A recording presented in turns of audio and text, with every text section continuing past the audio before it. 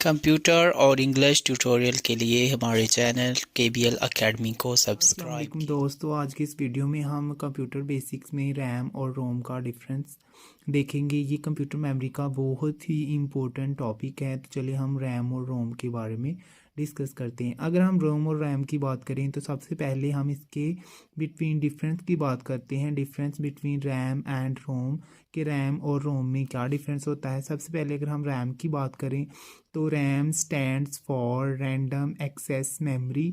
Rams का abbreviation ये बनता है रैंडम एक्सेस मेमोरी।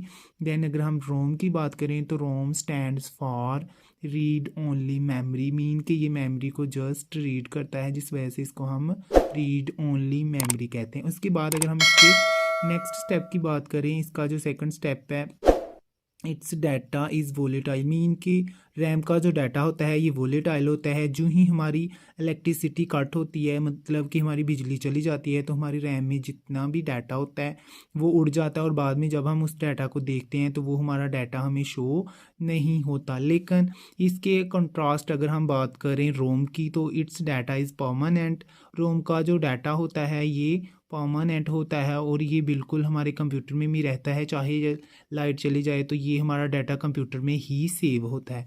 उसके बाद अगर हम नेक्स्ट डिफरेंस की बात करें तो हमारा नेक्स्ट डिफरेंस है डाटा कैन बी मॉडिफाइड। हम रैम का जो डाटा होता है उसको मॉडिफाइड कर सकते हैं। लाइक अगर हम रैम के डाटा में कुछ लिखना चाह रहे हैं या हम उसमें कोई चेंज लाना चाह रहे हैं तो हम उसको इजीली डाटा को मॉडिफाई कर सकते हैं। उसके बाद अगर हम बात करें रोम की, तो रोम का जो डाटा होता है data can not be modified, कि रोम का जो डाटा होता है हम उसको मॉडिफाइड नहीं कर सकते। उसके बाद अगर हम इसके नेक्स्ट स्टेप की बात करें तो इसका नेक्स्ट जो स्टेप है वो ये है कि CPU can access data stored on RAM. RAM में हमारे जो डाटा स्टोर्ड होता है वो ईजीली एक्सेस कर सकता है उसको CPU, मीन कि हमारा जो CPU होता है ये हमारे रैम के जो स्टोर्ड डाटा होता है उस तक एक्सेस कर सकता है और इजीली उसको रीड आउट कर सकता है। उसके बाद अगर हम बात करें रोम के डाटा की, तो रोम में जो डाटा होता है उसको पहले कॉपी किया जाता है रोम टू रैम। पहले डाटा को रोम से रैम की तरफ कॉपी किया जाता है ताकि जो हमारा डाटा होता है उसको CPU एक्सेस कर सके। पहले हमारा डाटा कॉपी किया जाता है, data to be copied from ROM to RAM data copy किया जाता है so that it could be access by CPU, ताकि इसको CPU एक्सेस कर सके। उसके बाद अगर हम नेक्स्ट डिफरेंस की बात करें तो रैम जो होती है ये होती है फास्टर। रैम इज़ फास्टर, कि रैम जो होती है ये फास्टर मेमोरी होती है।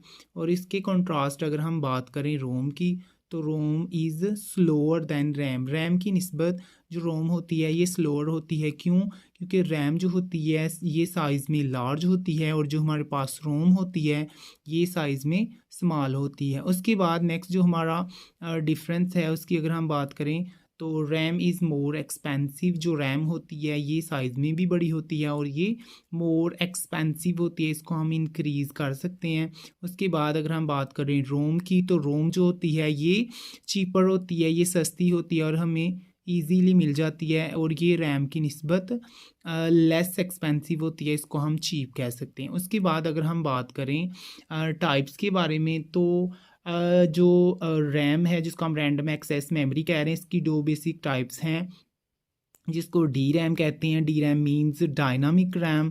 और जो इसकी दूसरी टाइप है उसको हम कहते हैं S RAM. S RAM stand for static random access memory. उसके बाद अगर हम टाइप्स की बात करें रोम की, तो रोम की बेसिक टू टाइप्स हैं।